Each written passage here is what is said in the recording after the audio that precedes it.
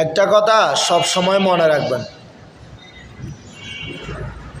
আপনি যদি গোসল করেন পবিত্র না হন তাহলে আপনার সে গোসল কখনো হবে না।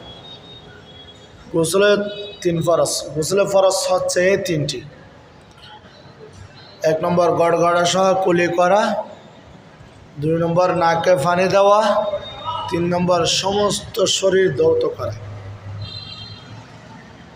পানি পাওয়া না গেলে কি করবেন আপনি? তখন তায়াম্মুম করতে হবে। তায়াম্মুমের কয় ফরজ? তায়াম্মুমের ফরজ হচ্ছে 3টি। 1 নম্বর মনে মনে নিয়ত করতে হবে।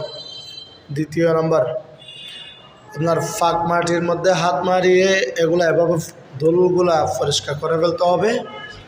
তারপরে সমস্ত মুখমণ্ডল একবার মাসে করতে হবে। 3 নম্বর দোনো হাতের কোন